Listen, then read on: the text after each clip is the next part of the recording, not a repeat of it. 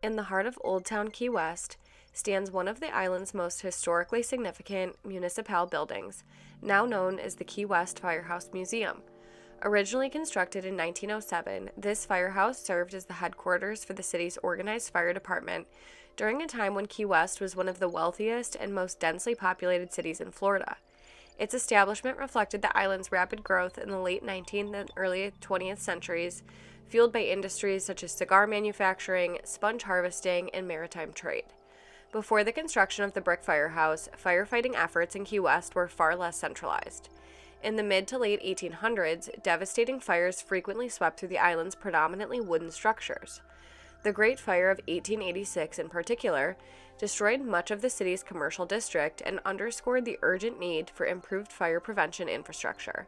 In response, city officials invested in more formalized fire services, better equipment, and eventually a permanent station that could house both personnel and apparatus. The 1907 firehouse represented a significant modernization effort. Designed to accommodate horse-drawn fire engines, it featured large bay doors, living quarters for firefighters, and space for equipment storage. As technology advanced, the building adapted to motorized fire trucks, marking a transitional period in American firefighting history. The structure itself reflects early 20th century municipal architecture, built with durability in mind to withstand the coastal climate and the demands of daily emergency response.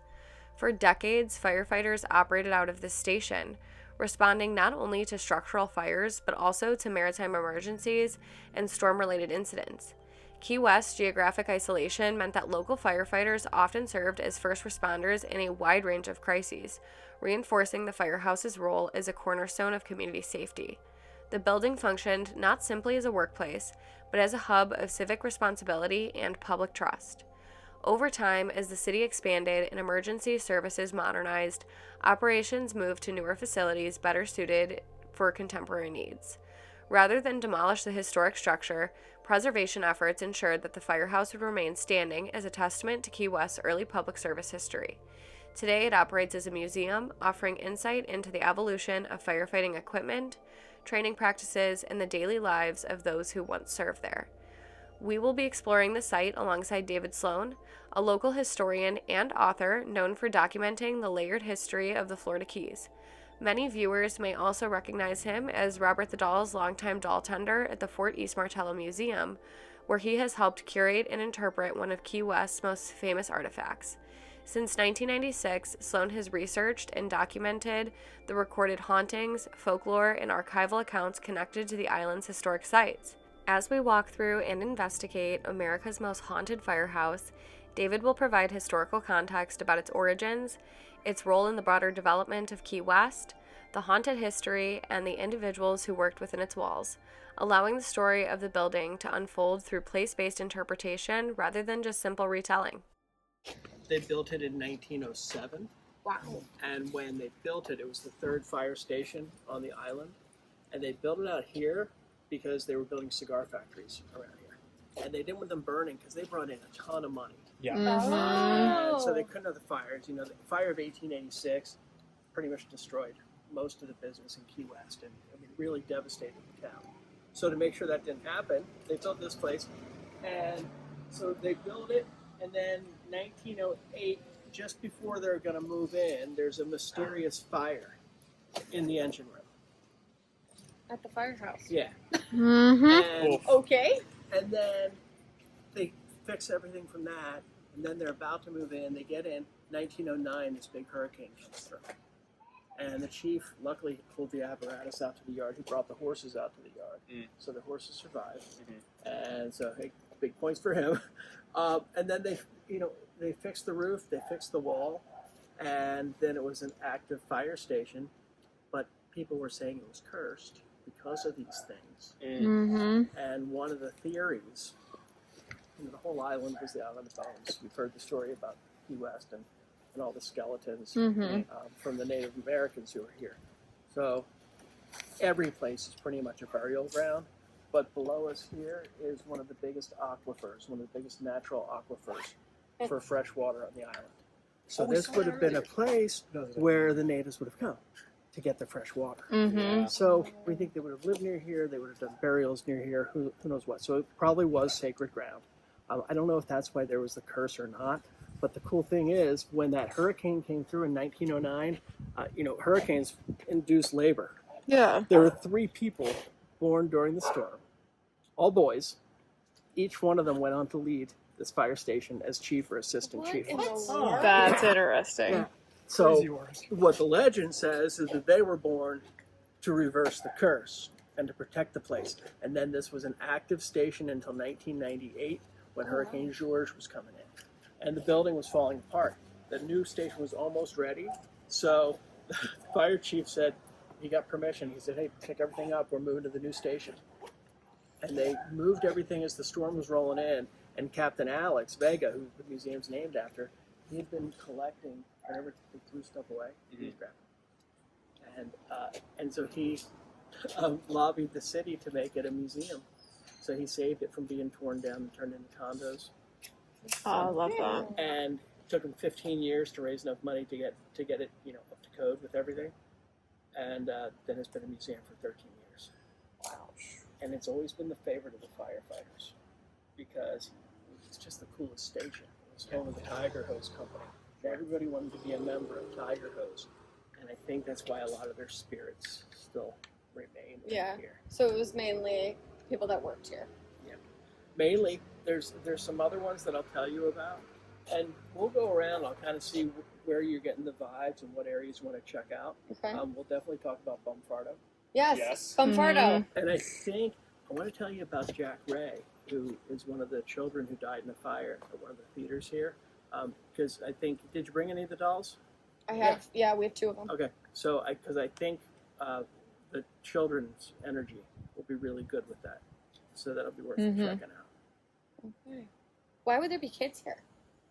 Well, I think what happened is, I'll tell you when we get to the fire truck, but I think this child was young enough that he didn't understand death, and he died so suddenly, and I think the kid doesn't love a fire truck. The first thing kids do when they come in here is run away from their parents and jump on the fire truck. Right. I think he followed the fire truck and the firemen back here, and then it's just been his safe place ever since. Oh. Makes a lot of sense. Yeah. And that's one of the places we get a ton of activity in one of the engines in there. This tree, it's a mamey tree, and it's a sacred tree. It's more common in like Cuba and Mexico and Central America. When you look around, look for some like brown ostrich egg size. There's some right on the end over there. I'm going to go inside and grab a small one to show you. Oh, yeah, I see one up there, like way at the top.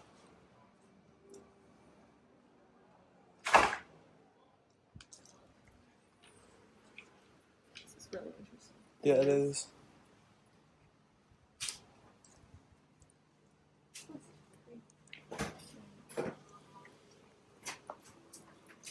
Check this out. So this is a little baby one. Oh, interesting. Yeah, so it's rough. It feels like sandpaper. Oh.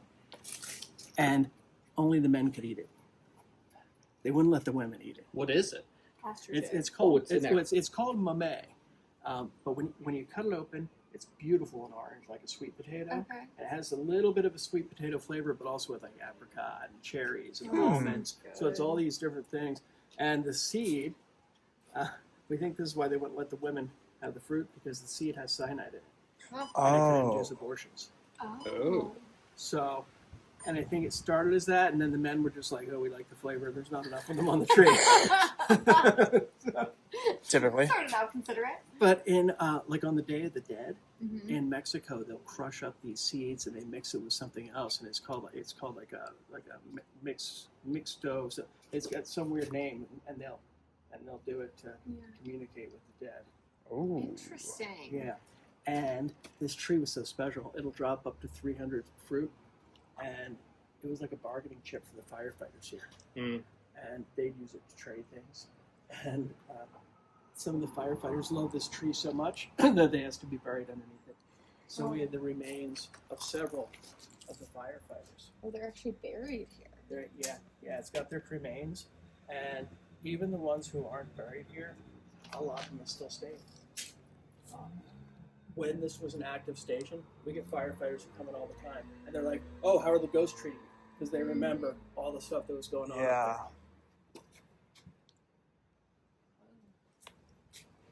You ready to go in? Yes. Yeah. Let's go on this side. Chief Fulford is one of the chiefs. This was just a feed shed. Yeah. Keep all the feeding. But Chief Fulford, he was the one who had saved the horses from the hurricane. Oh. And there's been a spirit that people have always encountered inside of here, and we think it's Chief Fulford. You can go right there. Oh, no. There's a picture of him in there. You can go in and film it. Yeah, I got you. Fulford was killed. He was out surveying Truman Avenue. Back then it was called Rocky Road. They were going to work on paving it. And as they were going out there, he was in his horse and carriage. And one of the trolleys backfired. And the backfire set his horse up. It sent his entire carriage over. He went down, split his head open and flat. Oh, jeez.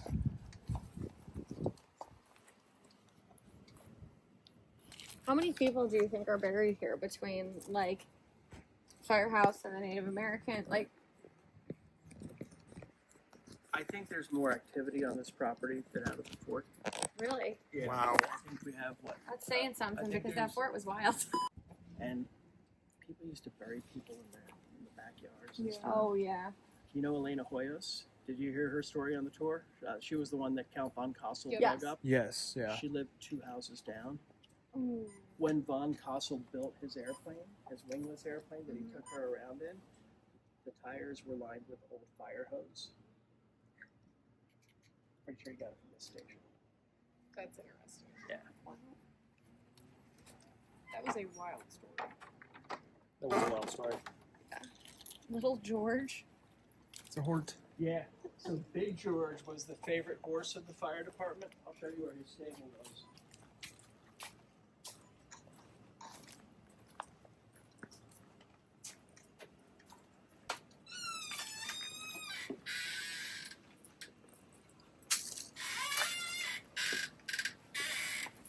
Do you want a flashlight so you get the lights so you have on your stuff? Yes. I've got red flashlights if you want. And then with everything that's happening, I was doing research on the different artifacts and trying to find stuff out. A lot of it came from this guy, Frank Fontes. Okay. Frank Fontes was Tennessee Williams Gardner. And the bar here called Shots and Giggles, that was where he had a museum. And his museum had a lot of fire artifacts. And one night in the 1970s, somebody knocked on his door. When he opened it, they shot him in the head several times. Blood splatter on some of the artifacts. We ended up getting the collection many years later, and everything with an arrow pointing to it there, all his stuff that's ended up here. Wow. Wow. So it dawned on us with the activity and the things that were happening. We're like, that's it. It's Frank Fontes. Everything fit. Yeah. So that's the Frank that we have moving around here. Okay. Jeez. Over here on this fire truck. It's interesting. It's like every different area we go to is a totally different vibe. Exactly. People talk about being grabbed on their feet by something under the fire truck. I think it's more the playful child. Here. Are you hearing one same sound? No, something shuffled over. It came from the same area as that sound, but something shuffling. It's like they're rummaging.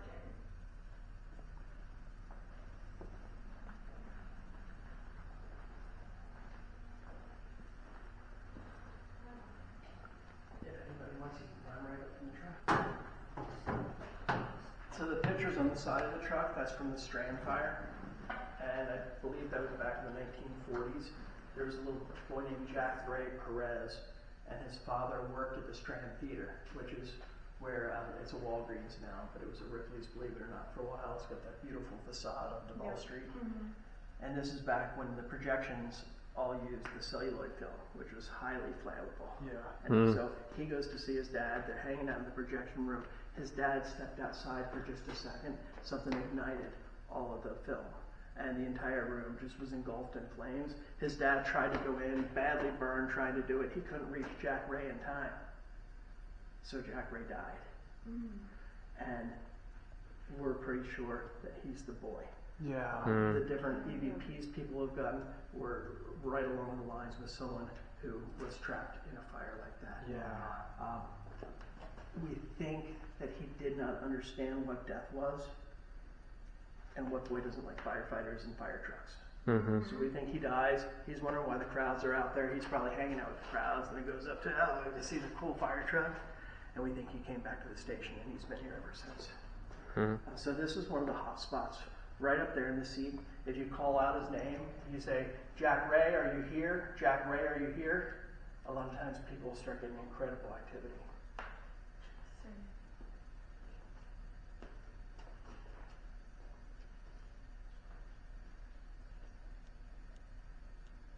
Should I try to get him to BP? Yeah. Just record it really quick? Yeah, for sure. Let's see. Okay, ready?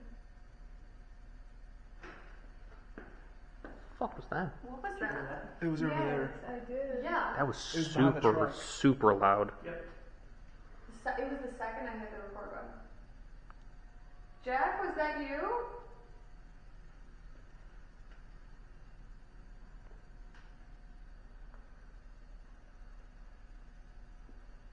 We were talking about you. I think I got an orb.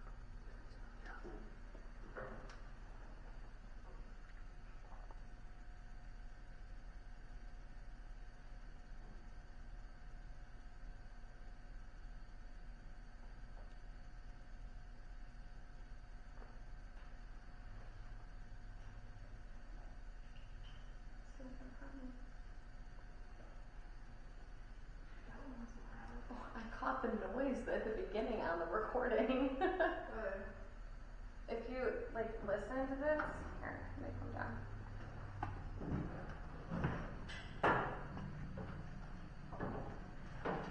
So listen to this.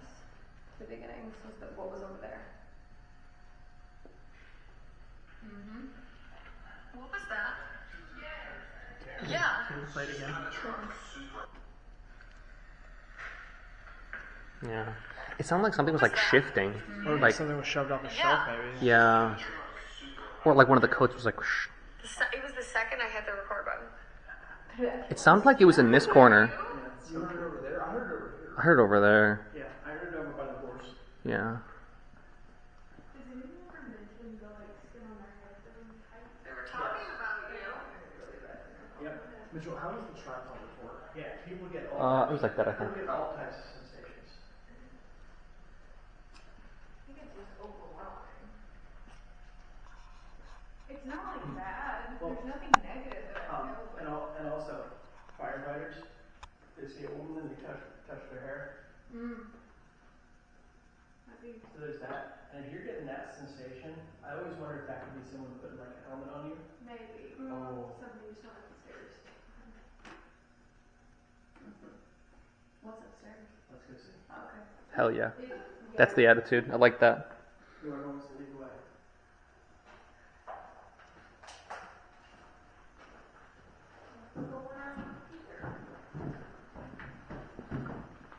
This place is wild. But it's so condensed. That's the other thing. Is it's so tiny. No. We're just talking about it. We haven't even done anything yet. Yeah, it's weird. It's all everywhere. Whoa. This place is deceivingly large. It's freezing in here. Oh, it is cold in here. I heard the whisper come from over there right when we walked in. Yep. There's a doll story. Of course there is. Everywhere I go. So, these dolls I put here to tell a story. Back during the fire of 1886, and the whole town was going up. And the fire was so bad that I think it was the customs director, he ordered the banks to take all the money. You know, all the gold bars, all the silver, all the gems. And he said, put them on the revenue cutter and put them out. You know, so that way they could be safely offshore and not risk burning. So his daughter heard what he was saying, and she said, "Oh no, I've got to protect my dollies." For sure. So she took her wax dollies and she snuck out of the house. And through the smoke and the embers, she ran down to Wall Street and she went to the revenue cutter and she went up to the captain and she goes, "Sir, would you please take my dollies on your ship?" Oh. And he said, "Why, of course I will, young lady." and he took the dolls and he had somebody escort her back to safety. Yeah. And as Key West burned, 2 dolls sat on top of stacks of gold and jewels. Wow. So these are a tribute to them. Something really cool about the fire of 1886. Do you see these little dollies? Oh, yeah. Oh, they don't like that light. So, you can go ahead and touch mine if you want. These have been washing up on the beaches of Key West on the south side of the island since I'm going to check them out. since the early 1900s. And different people would collect them and try to put them back together and make a complete set.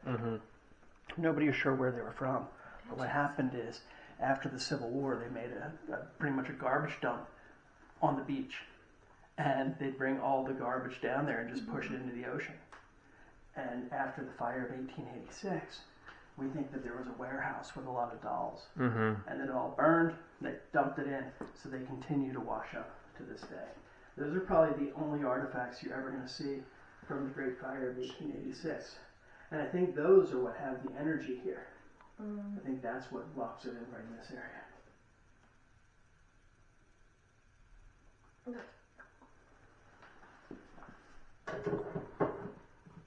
And this guy, Chief Fulford.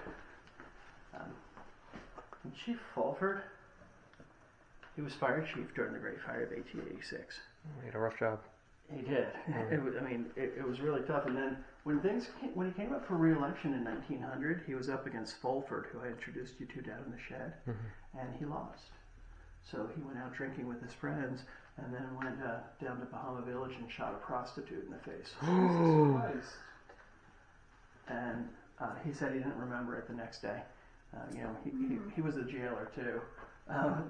When they had the trial, they said that evidence hadn't been collected properly, so they let him go. And he disappeared, and nobody knows where he went. But Maybe it's good that he disappeared. Charlotte Knowles is the person that he killed, and we think that her spirit is here, and we think that little shadow moving around may be her daughter. I don't know if I got this on camera, but an orb went behind you. I thought it was reflection at first, but I moved my camera around and it didn't go back again. It was up against the wall. It moved from the drywall to the brick. Wait till we get to this hallway. There's something that follows people. It's very tall. Look at this photo. This is from opening night of the museum. And Alex's sister, when she was looking at the photos, she said, "Who's the little black girl at the event?" And he said, "There weren't any little black girls. There weren't any kids." And she said, "No, I've got her in my photo." So you can see her very clearly right there. There she is. But she's got a shadow. Oh my god. That's wild. Yeah. So we don't know if that might be Charlotte Knowles, who Benjamin Franklin Bowers murdered. And I'm going to keep letting one of you go first. Walk straight down here and go into the bunk room and watch how different the energies are. Can you also talk about how it's warmed up since we came in here? What's freezing?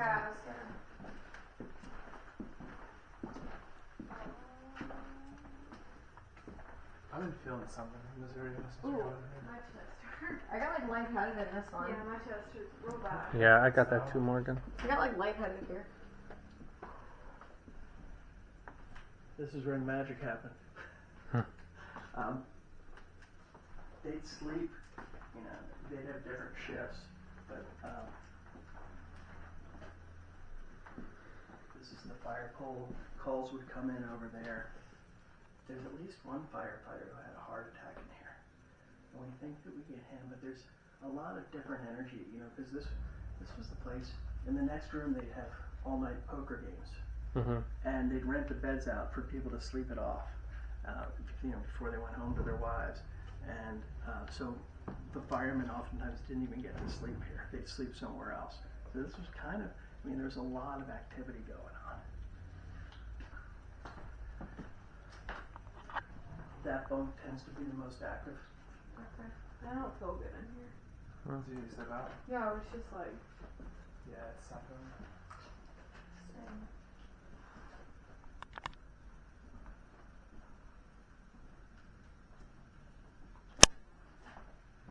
You smell that?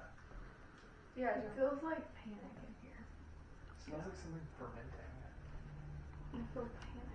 So the smell that you're getting, that's actually, we had a bunch of bees that built a giant nest within the walls. They were honeybees. Oh man. And so there's probably fermenting honey in there. Yeah. Just So- in the walls.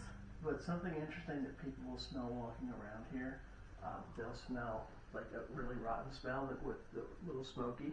And I've never smelled burning flesh, but people who have said that it smells like that.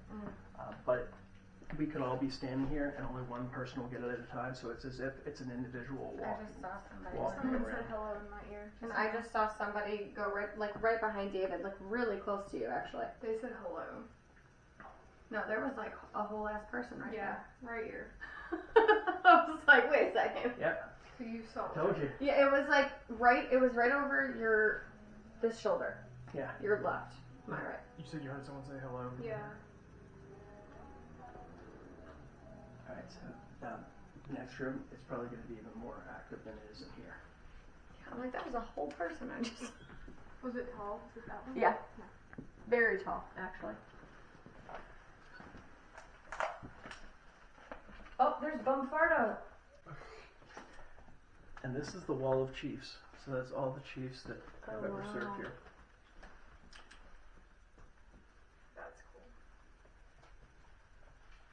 And these are the original lockers. And this is the poker table.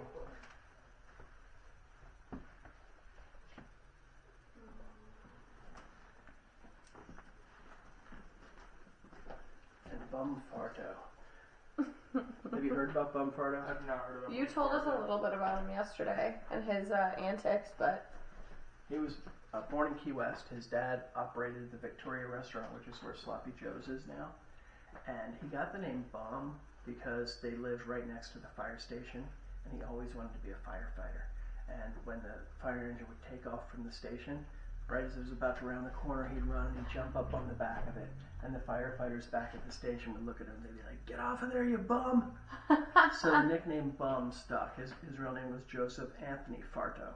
And so he became Bum Farto. And I like that. That's what he was known as. I like that. And he always wore red. And people will say, oh, you know, he was just very flamboyant and always dressed in red. He wasn't, that wasn't the reason that he did it. The reason that he did it is he was very much into Santeria and very much devoted to Shango and Santa Barbara. with Santeria, it's an African religion, and when the slaves brought it over, they syncretized it with the Catholic saints because the slave owner said, you're going to worship our religion. So with Shango, he was the god of lightning and fire, and he wore red. Santa Barbara, same thing, with the lightning, and she wore red. So they became one and the same. Okay. And that was how he protected himself, by always dressing in red. And he became fire chief and did a lot of incredible changes for the department. I mean, a lot of things for safety. He ran one of the best departments that Key West ever saw. But there was a lot of corruption that was happening because the Tampa Mafia was moving into the island. And on a small island, they didn't have tourism. It wasn't as easy to make money. The military brought a lot of money to the town, but apart from that, not a lot of commerce. So he got wrapped up with some shady people from Tampa. And one of the things that the Mafia liked to do was use fire as a tool. And one of the things that drug dealers like to do is use fire as a tool. You could burn an old outhouse and everybody in town would run to where the fire was. And that made it really easy to unload large quantities of product in the middle of daylight with nobody seeing, at least nobody from law enforcement seeing. So people debate exactly what Bum was doing. Most internet stories will tell you, he was slinging bags from the firehouse. The fact is, the feds came down here and they were looking to get a high-profile person, and they chose Bum Farto. It took him 3 weeks to get the undercover agent any cocaine. And at first he said, I can't do it, I can't get it for you. They knew his weakness was gold rings. And they said, hey, I'll trade you this ring for some cocaine. And he's like, okay, let me see what I can do. So today it would have been considered entrapment, it would have been thrown out. Still, it took him 3 weeks to do it. And as a measure of good faith, he gave him a little bit of weed after the second week. And so they got him for selling weed and cocaine. And he was facing up to 30 years in jail. After he was convicted, I think the jury was out for less than 2 hours. And after he was convicted, the judge said, we need to review some things before we decide on sentencing. So I'm going to let you out until we sentence you. And people in the know say that the judge told him, you better get out of town, boy. And he did that. He disappeared. And we're actually here 2 days before the 50th anniversary of him disappearing. Oh, wow. So on this day, 50 years ago, he was already plotting his escape. He was saying his goodbyes to people that he knew in town. He had plans to rent the rental car, and everything was already about to go down. So we have the largest collection of actual Farto artifacts. This is his real desk. Oh. These were his radios. This was his phone. That was his megaphone. That was his jacket. You can see his suits. You can see the shirt that people started wearing that says, "Where is Farto?" After he disappeared, he became the Jimmy Hoffa of Key West. And it's been 50 years and people still wonder where he is. Over here we've got his original badges, buttons, patches, ashtray, certificates.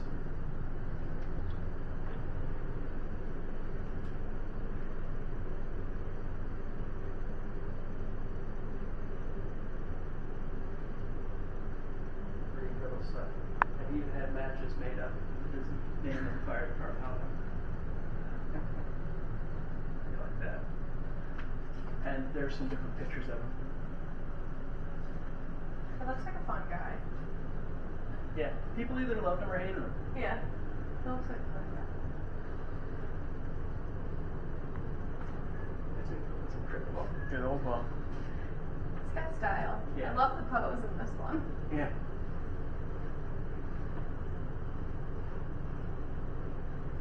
So that's Farto. This staircase that I'm going to show you, we get a lot of activity in it, and this one weirds me out because the staircase isn't original. It's outside of the original building. I don't know if that was built over something.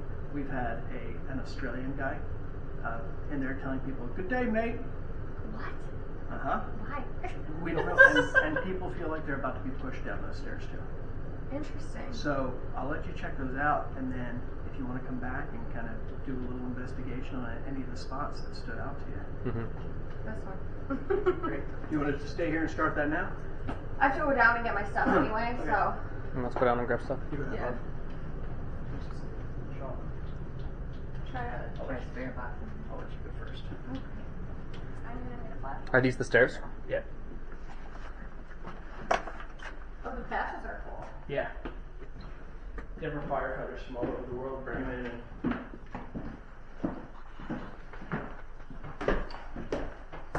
I'm gonna just sit right here while you guys do that. You okay? No, I wanna like see Oh. if I feel anything.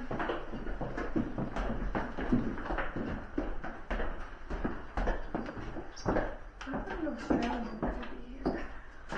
Good question. Random. That's what I can't figure out. Yeah, like We- where does Somebody who lived in Key West and just happened to move here or something? Can you feel how different it is in here now? Yeah. Oh yeah. You said people feel like their head has pressure on it? Yeah. Yeah, for You getting sure. that too? Yeah. Which I normally do, but it feels different. Yeah. There's, you know what? I think there's just so much stuff. Like there's just a lot of jackets and equipment and helmets and shirts, and there's just a lot of like energy attached to a lot of these things. Yeah, I think you're right on that.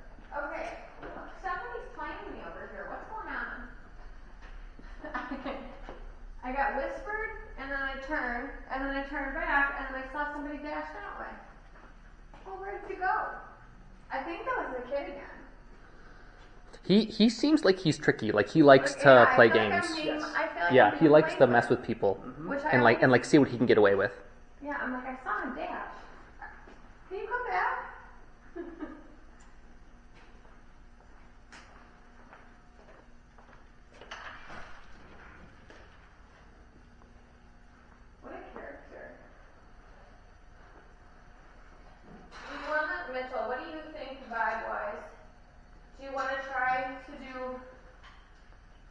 down here and try to talk to the kid, or upstairs?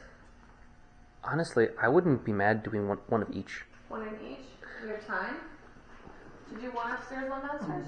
We need to, we've got about 30 minutes till we should head to the UFO. Oh, then we should We're probably... gonna go fast.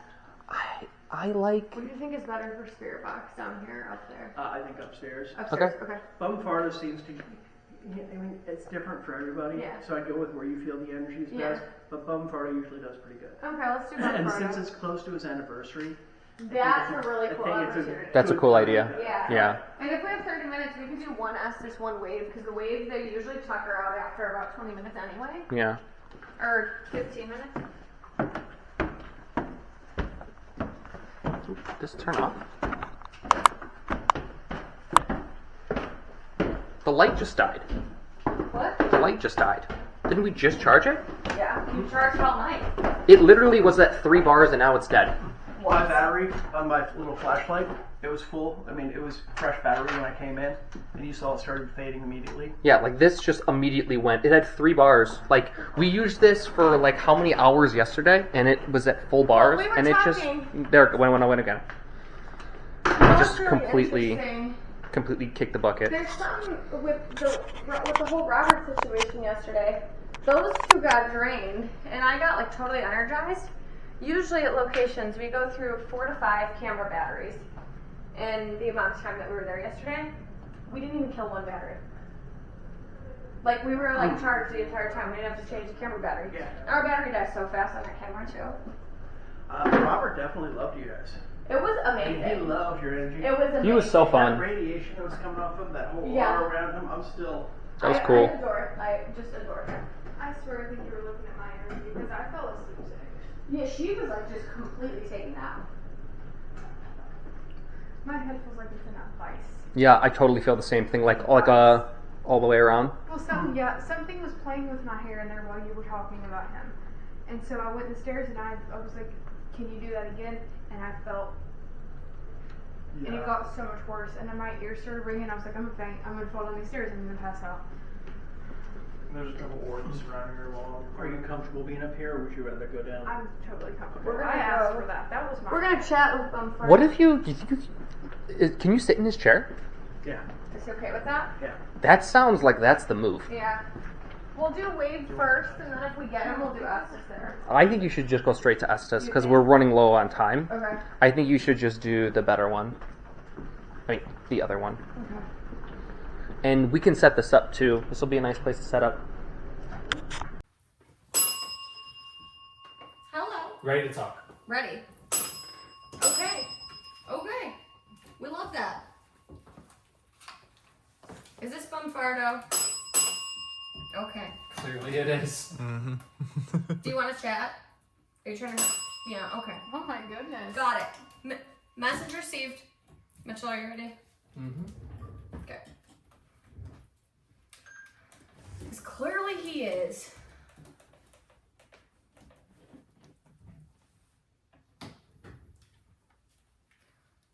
All right, I'm good. Right, so during the spirit box session, we don't want to talk That was me. Okay, hold on. Right, during the spirit box session, we want to talk to any negative spirits or negative entities. Only positive spirits and positive entities, those that are here with us. Ring of fire? Ring of fire? You like that bell, don't you?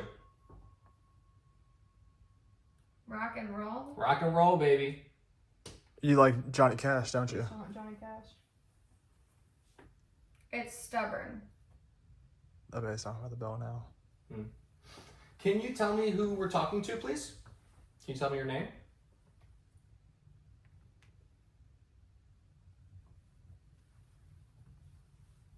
Are you serious? Is this Bum Farto?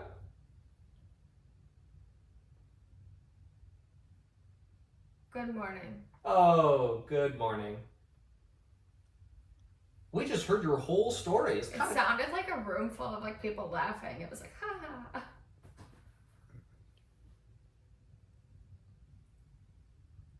We heard your whole... Lingerie? What? Cool. We heard your whole story. It was kind of crazy.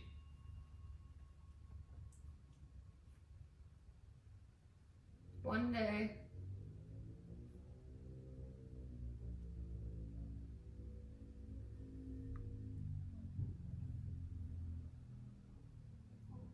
Key West fire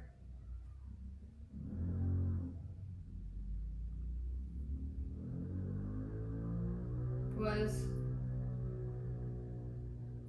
better. Or are you saying Key West? With me. Yeah. But then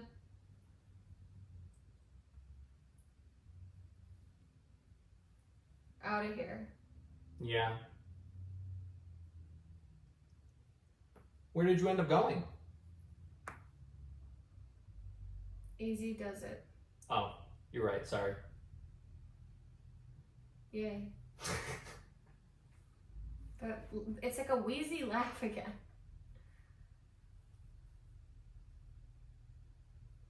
Do you spend most of your time here at your desk? I'll give you great advice. Tell me.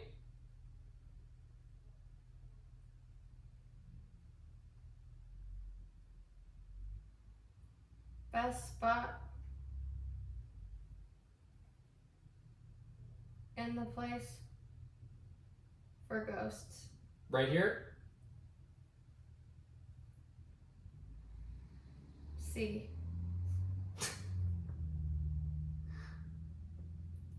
Well, it feels a little bit better up here. Downstairs is a little bit different of a feeling, no? Yeah. Why are there so many spirits here? It's a resort. It's a resort? A resort for ghosts? Cha cha cha.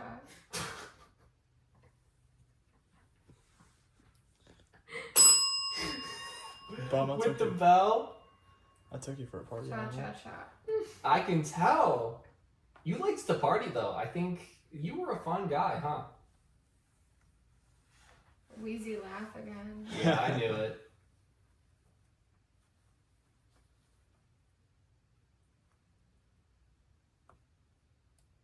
Do you like when people party on the island? I just heard a kid's voice say, "Come on." Like in a really soft. Oh, does the kid want to talk?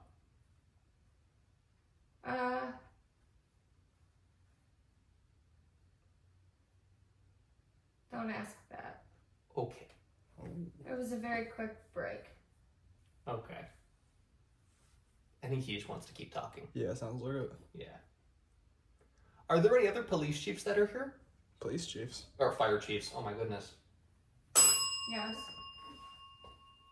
What other And fire? then laugh again. It's the same laugh every time. It's What- cracking me up. Who are the other fire chiefs that are here?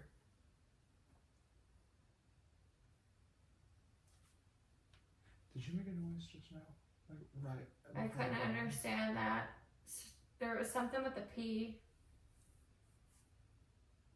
Oh, probably saying their last name.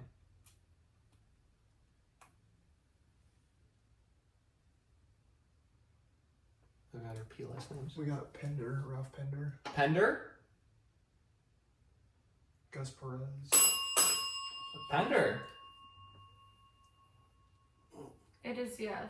Ah. Who else is here? A very vibrant guy. Is that how you describe Farto? What are the other fire chiefs doing here?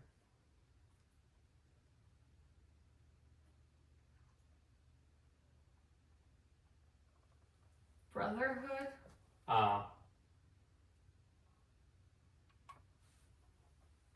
Yeah. And the actions here. Yeah, there seems to be just a lot of crazy things that have happened on this island over the years. That's right. Why do you think that is?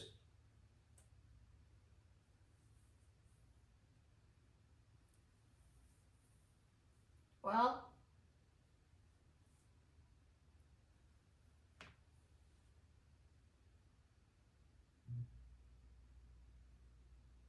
the drinking.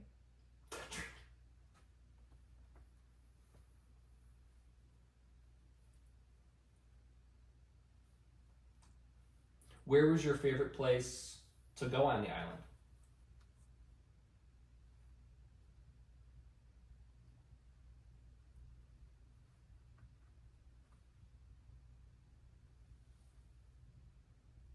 Keep working? You liked to be here. Yeah.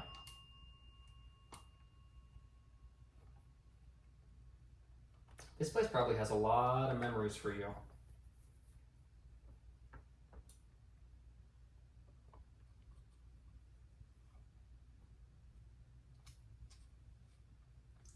Would you be able to share one of those memories with me?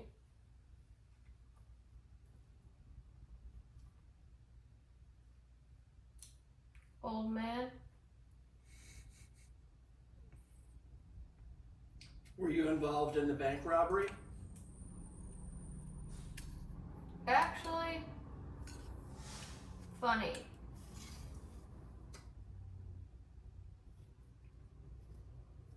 Did you control the fires when the robberies were taking place?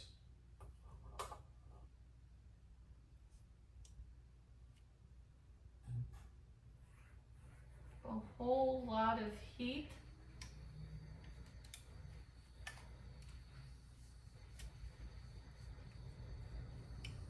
As a repair? Did you work with the Tampa Mafia by choice, or were they holding something over you?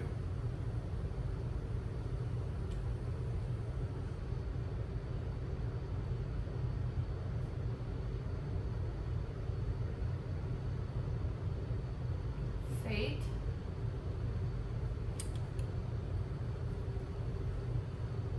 They showed up.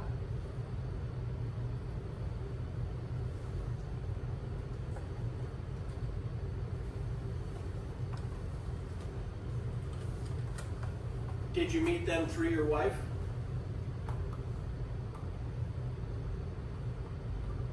Yes. Tyler?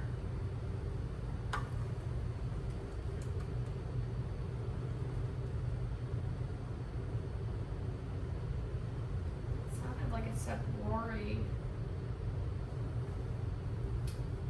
Was Lori? Was Tyler someone from the Mafia?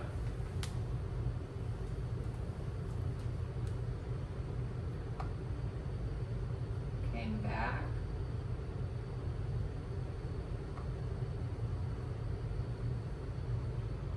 His voice is getting quieter and harder for me to understand. I'm trying my best. Let me turn off the AC, see if that does it. This is a more serious topic too, huh? Yes. You want to talk about something else?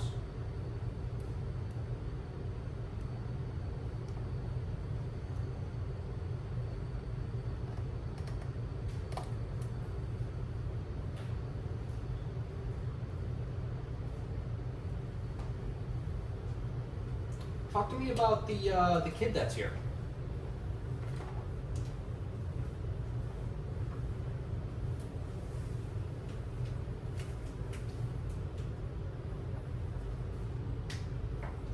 He might be gone. It's almost like he faded out when I was not there. I'm Please. just not hearing him anymore. Are you still there, Bum Farto?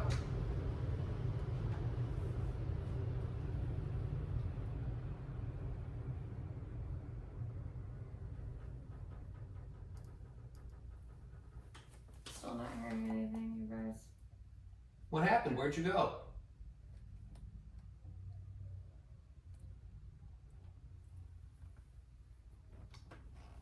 Farto's gone. Who are we talking to now?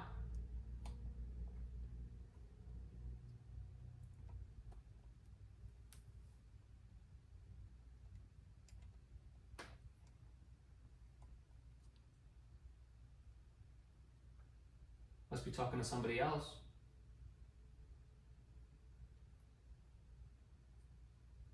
Heard something in Spanish.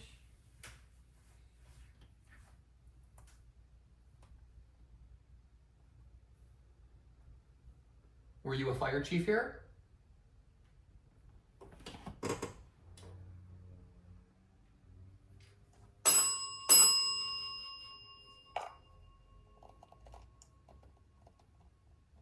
Just got really warm in front of me. Sounds like a yes to me. Like really warm right here.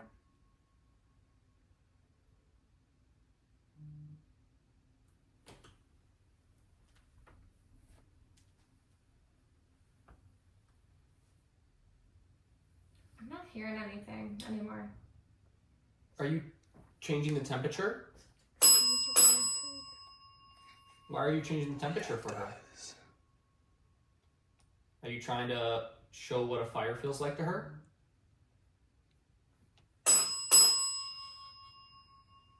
Yeah. What is that? Something's picking up. Smell? Something smells rancid. It's like death. We appreciate you trying to show us this, but I don't know if we really like that smell. Bye. Bye. Adios.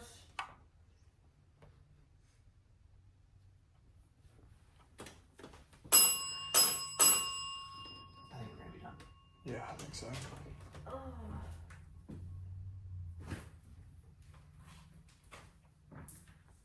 Dude, energy picked the hell up as soon as Farto left. I think you tapped into something in regards to like, I smell it. I feel it in my stomach. Oh, it smells, yeah. Yeah. I think someone tried to like show like the energy of the area. Yeah, it because of- stinks. It stinks. It got really hot, like right here. It was like my face got really hot. Yeah, interesting. it was someone. I just stopped hearing stuff, and I'm like, what the heck's going on? I couldn't hear anything. There was no words. It was just it Oh, went. that's pungent. It went from like words smells. to just my glasses are fogged up. Yeah, it smells. My glasses are fogged And up. like Look at this. he just Can you turned see off that? the AC. Yeah. Yeah. Yeah, like it's not warm in here at all. How do my glasses get all steamed up? That's Well, weird. sometimes what happens is we can get the energy of like, not necessarily a person, but like a situation, an event. I think that's what it is. There was a certain point where it was like I wasn't hearing anything. It was like static, and then my face got hot. The second that happened to you, everything fell apart out here. Yeah, Yeah, things started picking up bad. yeah. The bell was ringing really quickly. And everything, the energy around here just felt Yeah. fast. And he said what? Farto was gone? Yeah. Was there like a trigger subject or anything? You started talking about the mafia. Yeah. You guys still have the bank robbery. The bank robbery. And That's about when his, things got about bad. you said it was like did you meet the mafia on your own, or did your wife bring you Yeah, to you? and he said his wife, and then His wife. after his wife, he didn't like talking. Yeah. Yeah, and he kind of got spooked. Yeah. See, he's very responsive with the bell. Like the bell was going off the entire time. That's really interesting. Why would that subject? I mean, we don't know the situation. Why would that subject be like? Well, if that's true, I mean that's a big betrayal, you know. Well, he it's left something his, he he didn't left wanna his do. wife here, Oh. and he disappeared. And His wife was here though. She didn't go with him. No. so you get different stories, whether she knew or not. And the stories are that she baked cakes and babysat just to make a living. Then there's another story that he was in Costa Rica, and that she went down and found him there with a young girl. Oh. And but you don't really know which stories. There's one story that he came back to Key West and snuck in dressed as a woman. That's what I was going to ask, if he ever came back. But it's So really the hard to say. wife might be the triggering subject, not the mafia. Yeah, and one of the things that's not public about him, his first wife apparently divorced him over his sexuality or for sexual reasons. So I don't know. There's some things that we just don't know. I could see it. The energy was very fun at first. Like it was very fun. Very lighthearted. When it I feel changed, I better. feel like somebody stuck a Yeah. knife Yeah, I've been there too. You okay? Ice pick in my ear. You What? okay? I still Yeah. feel like I feel like there's an ice pick in my ear over here. It's like the pain inside of my head. And when did that happen? It happened at the same time that as soon as you said there was like a smell over there, it was about the same time, and I just got this intense pain. Yeah, And my stomach's like. but it's more centered as if somebody took It was nasty. something narrow and sharp and just stuck it right in my ear. So that was a hard stop. Like, I'm gonna set off all of you so this stops. Did anything happen to you? I started getting like I wasn't having anxiety, but the energy around me felt as fast as it does when I do have anxiety. It just like turned on a dime. Yeah. Because it was so lighthearted at first. Yeah, We're I all think laughing out here. I think as long as he likes to talk about things that like are lighthearted. It almost He's gives fine. me the impression of like him wanting to control the narrative. Yep. Yeah, sounds like Well, it. he wants to. He's. I mean, look at this. He has this whole spot in here. Mm-hmm. He's known as this famous figure. Like he doesn't want that reputation being tarnished. Right. You know. He even said, we asked him why there are so many spirits here. He said it's a resort. Right. Like it was hysterical. Yeah, literally. That's cute. So I think he's someone that like on the surface he was this very lighthearted, jolly guy, but there was stuff he was dealing with I mean, obviously he was doing mafia. underneath, whether it was the mafia or Sexuality. sexuality or anything else. But we did get the name of another fire chief that's here. Yeah, we got it was Pinder. Pinder. Yeah, you said Pinder, but then right when you said Gus Perez, that's when the bell rang twice as well. Right. So You see, the and bigger one. I was kind of on the fence of whether it was Pinder or Perez, but you asked directly right after that, is it Pinder? And then think she so, got yeah. yes it is. Okay. Was that the P word I heard who could understand? Yeah, Yeah. that's exactly what it was. We also got the name of a Tyler, but I don't know who that was. There's not a Tyler. I think that was someone connected to the mafia. Yeah. Oh, smell coming back. I don't smell like that. Ugh. So we should probably Ooh, 7 o'clock. start packing Yeah. up and work our way through the rest of the UFOs. Well, this is Because I don't want you to miss that. During our spirit box session with Bum Farto, 2 names came through that stood out. At the time, the pronunciation of Lori in particular was not perfectly clear to me, which you can see given the fact that I say it out loud twice, and the second time I actually say I think I heard. Anyone familiar with spirit box work understands that audio fragments can blur together, consonants will soften, and vowels can sometimes be distorted in the static. Still, when specific names emerge within a meaningful historical context, they warrant closer examination, and I like to see if the paranormal evidence will line up to the historical records. After David asked whether Farto had met members of the Tampa Mafia through his wife, a name came through that I interpreted as Lori. That was the closest match to what I believed I heard in the moment. However, after the session, I began reviewing court records, investigative summaries, and historical accounts tied to Farto's arrest and the broader federal investigation known as Operation Conch. In those records, I found no individual named Lori connected to the case or Farto in general. What I did find, however, was the name Larry Dollar. Historical documentation confirms that during Operation Conch, a confidential informant introduced an undercover federal agent named Larry to Farto as someone interested in purchasing drugs. The similarity between Lori and Larry is notable, particularly given how easily vowel sounds can shift through radio sweep interference. Given the context of the question David had asked, it raises the possibility that what came through may have been Larry and that I misinterpreted the sound in the moment. The records further identify Titus Walters as the confidential informant who facilitated that introduction. Walters presented Dollar as his cousin in order to establish credibility and set up the controlled drug transaction that ultimately led to Farto's arrest. This interaction became a critical component of the case built against him. After assisting authorities, Walters was actually murdered. Later court proceedings identify him by his full name, Titus Walters, but do not indicate what his street name was or any aliases he used during his dealings with Farto. This leaves an open question regarding the second name we heard during the session. The spirit box said Tyler, so it is completely unclear whether that could have been an alias Walters used or whether it was completely unrelated. Whether these were in fact the individuals being referenced or not, what was unmistakable was the reaction when the subject of the mafia was raised. The shift in the room was immediate. A distinct smell developed that had not been present earlier in the session, and at the same time, both David and I experienced physical sensations. I felt an intense wave of heat that rose quickly and felt very disproportionate to the room's actual temperature, while David reported a sudden stabbing sensation in his ear. These reactions occurred directly in connection with the discussion of the Tampa Mafia, suggesting that this topic, historically tied to the investigation and arrest, may represent a significant trigger point within the narrative surrounding Farto. It is important to approach these moments with measured interpretation. Spirit box audio can be imperfect, and sensory experiences can have multiple explanations. However, when potential name matches align with documented historical figures, such as Larry Dollar, and when strong environmental and physical reactions occur in direct response to a specific historical subject, it becomes relevant to document the overlap, even if we don't have complete confidence. The goal is not to claim certainty in investigations, but to carefully compare what was heard and experienced with what is supported by historical documentation. Spending time inside of America's most haunted firehouse just reinforced how layered these historic sites can truly be. They are not frozen in a single era.